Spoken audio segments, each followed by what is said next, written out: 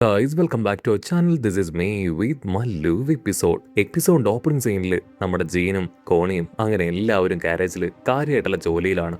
ആ ഒരു ഫ്രണ്ട്ഷിപ്പ് എത്രയും വേഗം സെറ്റാക്കി എടുക്കണം, അത് മാത്രമാണ് ഇപ്പോഴത്തെ അവരുടെ ഏക ലക്ഷ്യം. അമ്മയാണെങ്കിൽ റിക്വസ്റ്റ് ചെയ്യും ഫ്ലൈറ്റ് ടേക്ക് ഓഫ് ആവുന്നത് വരെ അവരെ താഴേക്ക് ഇറങ്ങാനായിട്ട് അനുവദിക്കരുത്. അവരിപ്പോൾ തന്നെ വളരെയധികം ബ്രോക്കൺ മൈൻഡിലാണ്.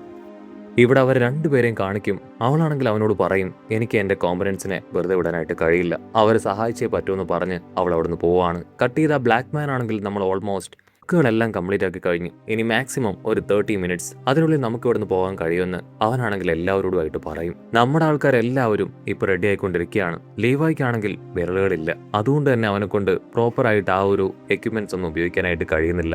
ആനി ആണെങ്കിൽ അവരോട് പറയും, നിങ്ങളുടെ ഇടയിൽ മാത്രമാണ് ഇതിപ്പോ ഉപേക്ഷിച്ച് പോകുന്ന ആള്, അതിന് മറ്റുള്ളവർ അവളെ സമാധാനിപ്പിക്കും. നീ അതൊന്നും ഓർത്ത് ടെൻഷൻ അടിക്കേണ്ട കാര്യമില്ല, നിനക്ക് ശരിയെന്ന് തോന്നുന്ന കാര്യങ്ങൾ അത് നീ ചെയ്യുക. ഇന്നറാണെങ്കിൽ അവളോട് പറയും, ഇതിനെല്ലാ കാരണക്കാരൻ ഞാനാണ്. അതിനവള് പറയും, അതെ, പലപ്പോഴും എനിക്ക് നിന്നെ കൊന്നുകളയാൻ തോന്നിയിട്ടുണ്ടെന്ന് പറയും. പക്ഷെ റെയ്നർ ആണെങ്കിൽ അത് കാര്യമാക്കില്ല. അതിനുശേഷം കിയോമിയെയും ഫാൽക്കോയെയും ക്യാബിയെയും ആനിയെയും ഇവിടെ 4 പേരെ ഇപ്പോൾ കപ്പലിൽ അവർ യാത്ര അയക്കുകയാണ്. അവർ റംബ്ലിംഗ് സ്റ്റോപ്പ് ചെയ്യാൻ നമ്മുടെ ആൾക്കാരോടൊപ്പം പോകുന്നില്ല.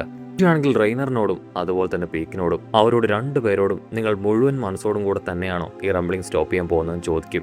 അവർ പറയും, മഗത് ഞങ്ങളെ ഏൽപ്പിച്ച ഒരു റെസ്പോൺസിബിലിറ്റി ആണിത്, സോ ഉറപ്പായാലും ഞങ്ങളുടെ ബെസ്റ്റ് കൊടുത്ത് നിങ്ങളോടൊപ്പം നിൽക്കുമെന്ന് പറയും. ആഞ്ചിയാണെങ്കിൽ തമാശയൊക്കെ പറഞ്ഞ് അവരെ രസിപ്പിക്കാനും ചിരിപ്പിക്കാനൊക്കെ ശ്രമിക്കും. സ്ട്രെയിറ്റ് ആയിട്ട് ലീവാരുടെ അടുത്തേക്ക് വരും. നമ്മുടെ കോമ്പനൻസ് അവര് നമ്മൾ ചെയ്യുന്ന ഈ കാര്യങ്ങളെല്ലാം കാണുന്നുണ്ടാവുമോ, സത്യത്തിൽ അവർക്കിത് ഇഷ്ടപ്പെടുമോ, നമ്മൾ ചെയ്യുന്നത് ശരിയായിരിക്കുമോ എന്ന് ചോദിക്കും. അതിനവൻ പറയും, വെറുതെ എറിവിനെ പോലെ ചിന്തിക്കാതെ കൺഫ്യൂസ്ഡ് ആവാതെ ഇപ്പൊ നമ്മൾ ചെയ്യുന്ന കാര്യത്തിൽ മാത്രം പ്രോപ്പറായിട്ട് ഫോക്കസ് ചെയ്യുക. ഫ്ലൈയിങ് ബോട്ടിൽ ഇപ്പൊ മെക്കാനിക്സ് അതിന്റെ ഇൻസൈഡ് ആയിട്ടുള്ള കാര്യങ്ങളെല്ലാം സെറ്റ് ചെയ്ത് കഴിഞ്ഞിരിക്കുകയാണ്. അപ്പോഴായിരിക്കും അവർ ഞെട്ടിച്ചുകൊണ്ട് ഫ്ലോക്ക് അവിടേക്ക് ചാടി വീണ് അവരെ ഷൂട്ട് ചെയ്യുക. പക്ഷേ ഉള്ളവർക്കാണെങ്കിൽ ഒന്നും സംഭവിക്കില്ല. അവന്റെ ബുള്ളറ്റ്സ് അതിപ്പോ ആ ഫ്ലൈറ്റിന്റെ ഓരോ ഭാഗത്ത് തറച്ചു കയറിയിരിക്കുകയാണ്. വികാസ് ചാടി വീണ് അവന്റെ കഴുത്തിൽ കത്തിയിറക്കും. പക്ഷെ അവൻ മരണപ്പെട്ടിട്ടില്ല. ആണെങ്കിൽ തിരിച്ചറിയും, അവൻ കപ്പലിന്റെ പുറകില് ഒരു ചെറിയ കയറില് മുക്കിട്ട് അങ്ങനെ തൂങ്ങി കിടക്കുകയായിരുന്നു. അങ്ങനെയാണ് അവൻ ഇവിടം വരെ എത്തിയത്. ഇവിടെ ആ മെക്കാനിക്സിനാണെങ്കിൽ ടെൻഷൻ കൂടും. കാരണം അവന്റെ ഷൂട്ടില് വളരെ ഇമ്പോർട്ടന്റ് ആയ ആ ഒരു ഷിപ്പിന്റെ പോർഷൻസിലാണ് ആ ബുള്ളറ്റ് ഇപ്പോൾ തറച്ചു കയറിയിരിക്കുന്നത്. മറ്റൊരു മെക്കാനിക് ആണെങ്കിൽ അവിടേക്ക് ചാടി വരും. നമുക്ക് സോഫ്റ്റ് ആയിട്ടുള്ള മെറ്റൽ ഉപയോഗിച്ച് ഇത് ബിൽഡ് ചെയ്യാം, അതിനെങ്ങനെ പോയാലും 1 മണിക്കൂർ ആവശ്യമായിരിക്കും എന്ന് പറയും. അത് കേട്ട് അവർ പകച്ചു നിൽക്കുമ്പോഴായിരിക്കും വലിയ ശബ്ദം കേൾക്കുക. അവർ ആ ശബ്ദം കേട്ട ഭാഗത്തേക്ക് നോക്കും. ദൂരത്തായിട്ട് റംബ്ലിംഗ് അങ്ങനെ നടന്നുകൊണ്ടിരിക്കുകയാണ്.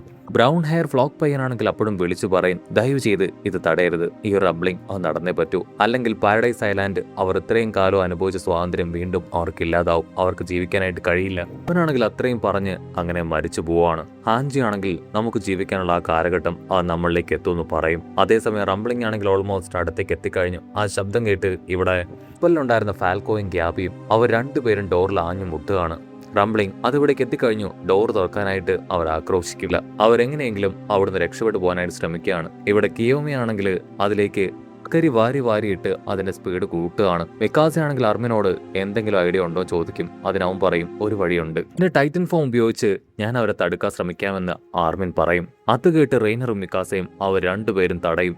റെയ്നർ ആണെങ്കിൽ ഞാൻ എന്റെ ടൈറ്റൻ ഫോം ഉപയോഗിക്കാമെന്ന് പറയും. അതിന് ഹാൻജ് പറയും, അതിന്റെ ഒന്നും ആവശ്യമില്ല, 2 പേരും നമ്മുടെ തുറപ്പ് ചീട്ടാണ്, സോ നിങ്ങൾ വേണം ഇനി ഈ ഒരു ടീമിനെ നയിക്കാൻ, ഇവരെ ഞാൻ തടയാൻ പോവുകയാണെന്ന് ഹാൻജി ആണെങ്കിൽ അവരോട് പറയും. നീ ഇപ്പൊ മുതൽ 15th കമാൻഡർ ആണ്, ലീവായി പോലും നിന്റെ അണ്ടറിലാണ്, ഉറപ്പായാലും നീ പറയുന്ന കാര്യങ്ങൾ അവൻ കേൾക്കുമെന്ന് പറഞ്ഞ് ചിരിച്ച് അവൾ അങ്ങനെ പുറത്തേക്ക് പോകും. ലീവായി ആണെങ്കിൽ കൂടെ അവളോട് ചോദിക്കും, നീ സത്യത്തിൽ ഇതിന് തയ്യാറാണോ? അതിനവൾ അതേ എന്ന് മറുപടി പറയും. അതെ, ഞാൻ തീരുമാനിച്ചു കഴിഞ്ഞു, ഇതെന്റെ ലാസ്റ്റ് ടേൺ ആണെന്ന് പറഞ്ഞ് അവൾ നടന്നു പോകും. ആ സമയം അർമിനും മിക്കാസയും ആണെങ്കിൽ അവളെ തടയാനായി അവളുടെ പിന്നാലെ ഓടും. ഹാൻജി ആണെങ്കിൽ ഇപ്പോൾ ചാടി വന്ന് ഫസ്റ്റ് ടൈറ്റന്റെ ദേഹത്ത് ഒരു വലിയ സ്പിയർ അതങ്ങനെ കുത്തി ഇറക്കി പൊട്ടിത്തെറിപ്പിക്കുകയാണ്. ഒരു ടൈറ്റന്റെ ദേഹത്ത് തട്ടി കുറച്ച് ടൈറ്റൻസ് താഴേക്ക് വീഴുമ്പോൾ അവളെ കൊണ്ട് പറ്റും പോലെ അവറ്റകളെ അറ്റാക്ക് ചെയ്യും. അതേസമയം ഇവിടെ വെൽഡിംഗ് അത് പകുതി കംപ്ലീറ്റ് ആയി. അവൾ അവിടെ ഫൈറ്റ് ചെയ്യുന്ന അതേസമയം ഇവിടെ ഫ്ലൈയിങ് ബോട്ട് സ്റ്റാർട്ട് ആകാൻ ശ്രമിക്കുകയാണ്. ആ സമയം ഒരു ടൈറ്റൻ ആണെങ്കിൽ അവിടേക്ക് ചാടി വീഴും. അത് കണ്ട ആഞ്ചി ആണെങ്കിൽ അവനെ തട്ടിത്തെറിപ്പിക്കും.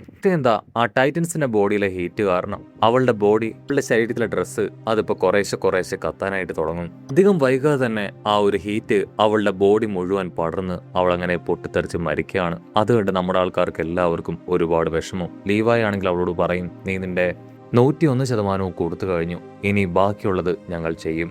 ഇവിടെ കപ്പലുള്ള കിയോമിയും ടീമും അവരും ഹാഞ്ചിയുടെ അവസ്ഥ കണ്ട് ഒരുപാട് വേദനിക്കുന്നതോട് കൂടെ അങ്ങനെ സീൻ കട്ട് ചെയ്ത ഇപ്പൊ ഹാഞ്ചി ആണെങ്കിൽ ആഫ്റ്റർ വേൾഡിൽ എത്തിയിരിക്കുകയാണ്. എന്തുപറ്റി ആ ഒരു ഷിപ്പ് അത് പറന്നോ ചോദിക്കും. ഉടനെ എർവിൻ സ്മിത്ത് ആണെങ്കിൽ അതെ, നീ നിന്റെ പൊസിഷൻ അത് വളരെ കറക്റ്റ് ആയിട്ട് തന്നെ മുൻപോട്ടേക്ക് കൊണ്ടുപോയി. അവർ ഇപ്പോ മുകളിലേക്ക് പറന്നുയർന്നു എന്ന് പറഞ്ഞ് ആകാശത്തൂടെ പറന്നു പോകുന്ന ആ ഒരു എയർഷിപ്പ് കാണിച്ചു കൊടുക്കുക നമ്മുടെ ആൾക്കാരെ കാണിക്കും. അവർക്കാണെങ്കിൽ ചുരുങ്ങിയ സമയത്തിൽ ഹാഫ് മാത്രമേ ഇന്ധനം അതിൽ നിറയ്ക്കാനായിട്ട് കഴിഞ്ഞുള്ളൂ. ആർമിനാണെങ്കിൽ അനിയ കൂപ്പണിൽ ഒരു ഇന്ധനം വെച്ച് നമുക്ക് എത്താൻ കഴിയുമെന്ന് ചോദിക്കും. അതിന് ആ ബ്ലാക്ക് മാൻ പറയും, ടെൻഷൻ ആവേണ്ട കാര്യമില്ല, എങ്ങനെയെങ്കിലും നിങ്ങളെ ഞാൻ അവിടെ എത്തിക്കും, ഞാൻ നിങ്ങളെ എങ്ങനെയെങ്കിലും അവിടെ കൊണ്ട് എത്തിക്കും. പക്ഷെ ഒരു കാര്യം നിങ്ങൾ പ്രോമിസ് ചെയ്യണം, ഈ ഒരു റംബ്ലിംഗ് അത് നിങ്ങൾ സ്റ്റോപ്പ് ചെയ്യുമെന്ന്. അതിന് അവർ വാക്ക് കൊടുക്കും. അടുത്ത നിമിഷം ആർമിനും അവിടെയുള്ള എല്ലാവരും ചേർന്ന് റംബ്ലിംഗ് എങ്ങനെ സ്റ്റോപ്പ് ചെയ്യാന്ന് കാര്യമായിട്ട് ഡിസ്കസ് ചെയ്യാണ്. ആർമിനാണെങ്കിൽ ഈ പേരിന്റെ ഒരു ഫോട്ടോ അതങ്ങനെ വരച്ച് കാണിച്ചു കൊടുക്കും. അവനെ അറ്റാക്ക് ചെയ്യുക എന്നത് അത്ര എളുപ്പമുള്ള കാര്യമല്ല. വാൾഹാമർ ടൈറ്റിന്റെ പവറും അവന്റെ ഉള്ളിലുണ്ട്. കൊണ്ട് ഈസി ആയിട്ട് അവന്റെ ആ ഒരു ബോഡി അത് ഹോർണിങ്ങിലൂടെ ഫ്രീസ് ചെയ്യാനായിട്ട് പറ്റും. നമ്മുടെ അറ്റാക്ക് അവനെ കൊണ്ട് ചെറുത്ത് നിൽക്കാൻ കഴിയും. ബാക്കിയുള്ളവരാണെങ്കിൽ അവനോട് പറയും, ഇപ്പൊ എറിന് ഏത് ഭാഗത്താണ് ഉള്ളത്, ഏത് ഡയറക്ഷനാണ് ഉള്ളതെന്ന് പോലും നമുക്ക് വ്യക്തമായിട്ട് അറിയില്ല. അതുകൊണ്ട് തന്നെ നമുക്ക് ഫുൾ ബ്ലാസ്റ്റ് അറ്റാക്ക് അത് പ്രയോഗിച്ചുകൂടെ. ആർമിനാണെങ്കിൽ അത് കേൾക്കുമ്പോൾ അല്പം ടെൻഷൻ തോന്നും. ആദ്യം നമുക്ക് എറിനോട് സംസാരിച്ച് നോക്കാം. നമ്മുടെ ഒരു കാര്യങ്ങൾക്കും അവ വഴങ്ങുന്നില്ലെങ്കിൽ മാത്രം നമുക്ക് ചെയ്യാം. അത് കേട്ട് മിക്കാസി അടക്കം എല്ലാവരും അതിനെ സപ്പോർട്ട് ചെയ്യുകയാണ്. അതായിരിക്കും ലീവായി അവ മറ്റൊരു കാര്യം പറയുക. സീക്കും അതുപോലെ തന്നെ എറിനും അവർ രണ്ടുപേരും കമ്പനിയായാൽ മാത്രമേ ഈ ഒരു വലിയ ടൈറ്റിന്റെ പവർ അത് വർക്കൗട്ട് ആവും. സോ സീക്കിനെ കണ്ടെത്തി അവനെ കൊല്ലുകയാണെങ്കിൽ ഈ ഒരു ഫൗണ്ടൈൻ ടൈറ്റിന്റെ പവർ അത് എറിന് നഷ്ടപ്പെടും. സീക്ക് എവിടെയാണെന്ന് കണ്ടെത്താൻ അല്പം ബുദ്ധിമുട്ടാണ്. അവന്റെ ബോഡി പാർട്ടിൽ ഏതെങ്കിലും ഒരു ഭാഗത്തായിരിക്കും സീക്ക് ഉണ്ടാവുക. അത് കണ്ടെത്തി കൃത്യമായിട്ട് അവനെ തകർക്കുകയാണെങ്കിൽ ഈ റംബ്ലിംഗ് സ്റ്റോപ്പ് ചെയ്യാൻ കഴിയും. അത് ഞാൻ തന്നെ ചെയ്യുമെന്ന് ലീവായി അങ്ങനെ വേറി പിടിച്ചു പറയും. ദയവ് ചെയ്ത് നിങ്ങളുടെ സഹായം അതെനിക്ക് വേണമെന്ന് ഇപ്പോ ലീവായി ആണെങ്കിൽ എല്ലാവരോടും പറയും. ജീനാണെങ്കിൽ അടിച്ചു പറയും, എന്റെ ജീവൻ കൊടുത്തും അത് ചെയ്യാൻ ഞാൻ തയ്യാറാണ്. അങ്ങനെയാണെങ്കിൽ ഇപ്പൊ റെയ്നറിനെ നോക്കും. റെയ്നർ പറയും, ഇപ്പോൾ ഈ റംബ്ലിംഗ് സ്റ്റോപ്പ് ചെയ്താലും ഞാൻ ചെയ്ത തെറ്റ് അതൊരിക്കലും ഞാൻ മറക്കാൻ പോകുന്നില്ല. അതിനുള്ള പരിഹാരം അതുറപ്പായാലും ഞാൻ ചെയ്യുമെന്ന് പറയും. കോണിയാണെങ്കിൽ അവനെ ആശ്വസിപ്പിക്കും. ഇപ്പൊ നിങ്ങൾ അതിനെക്കുറിച്ചൊന്നും ചിന്തിക്കേണ്ട ആവശ്യമില്ല, നമുക്ക് ഈ റംബ്ലിംഗ് അത് സ്റ്റോപ്പ് ചെയ്യണം, അത് മാത്രം ചിന്തിക്കുക. ഇന്നറാണെങ്കിൽ ലിബറിയോയിൽ നടന്ന കാര്യങ്ങളെല്ലാം ആലോചിക്കും. എനിക്കിതെല്ലാം ആലോചിക്കുമ്പോൾ തോന്നുന്ന കാര്യം, എറിൻ അവനെ തടയാനായിട്ടാണോ ഒരുപക്ഷെ നമ്മളെ തെരഞ്ഞെടുത്തിരിക്കുന്നതെന്ന് എനിക്ക് തോന്നിപ്പോവാണ്. അത് കേട്ട് എല്ലാവരും പറയും, നിനക്ക് എന്തു പറ്റി, വട്ടായോ? എറിനായിട്ട് തെരഞ്ഞെടുത്ത അല്ലെങ്കിൽ തീരുമാനിച്ച കാര്യങ്ങളാണ്, ഒരിക്കലും ഇത് തടയാനായിട്ട് അവൻ നിൽക്കില്ല.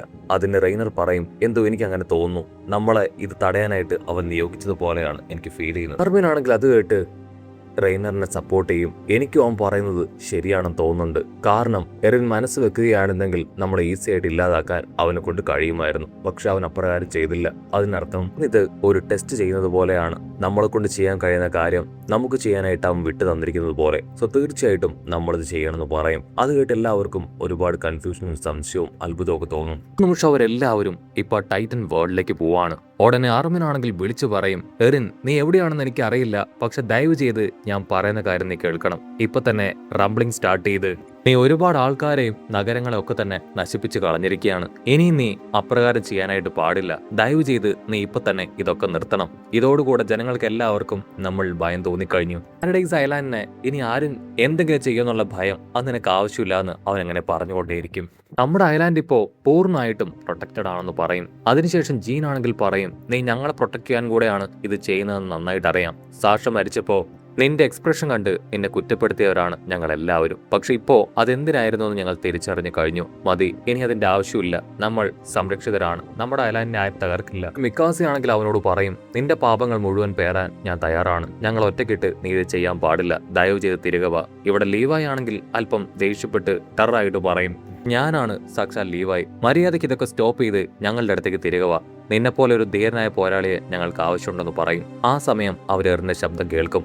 റംബ്ലിംഗ് അത് ഞാൻ സ്റ്റോപ്പ് ചെയ്യണമെങ്കിൽ നമ്മുടെ ഐലാൻഡ് അതിപ്പോ പ്രൊട്ടക്റ്റഡ് ആണെന്ന് എനിക്ക് ബോധ്യം വരണം. അതുവരെ ഞാൻ ഈ റംബ്ലിംഗ് തുടർന്നുകൊണ്ടേയിരിക്കുമെന്നായിരിക്കും എറിൻ മറുപടി പറയാം. അടുത്ത നിമിഷം ലീവായി ആണെങ്കിൽ ദൂരത്തായിട്ട് ആരെയോ ചൂണ്ടി കാണിച്ചു കൊടുക്കും. മിക്കാസെ ആണെങ്കിൽ അത് എറിനാണ്. അവന്റെ ചെറുപ്പത്തിലുള്ള രൂപം അതാണെന്ന് പറഞ്ഞ് ഓടി അടുക്കും. ആണെങ്കിൽ അവരോട് പറയും, ലോക സമാധാനം അത് എനിക്ക് ലക്ഷ്യമല്ല. നമ്മുടെ ഐലാൻഡിന്റെ സുരക്ഷ അത് മാത്രമാണ് ഞാൻ ലക്ഷ്യം വെക്കുന്നത്. അത് ഉറപ്പാവുന്നത് വരെ ഞാൻ ഈ റംബ്ലിംഗ് തുടർന്നുകൊണ്ടേയിരിക്കും. നിങ്ങളിൽ നിന്നൊന്നും ഞാൻ എടുക്കാനായിട്ട് പോകുന്നില്ല. നിങ്ങൾക്ക് ഫ്രീഡം ഉണ്ട്. എന്നെ സ്റ്റോപ്പ് ചെയ്യാൻ നിങ്ങൾ ആഗ്രഹിക്കുകയാണെങ്കിൽ ഞാനുമായിട്ട് ഫൈറ്റ് ചെയ്യും. ജയിക്കാൻ കഴിയുമെങ്കിൽ നിങ്ങൾ എന്നെ തോൽപ്പിച്ച് ജയിക്കും. എറിന്റെ ആ വാക്കുകൾ കേട്ട് നമ്മുടെ ആൾക്കാർ ഷോക്കാവുന്നതോട് കൂടെ ഈ ഒരു എപ്പിസോഡും അവസാനിക്കുന്നു.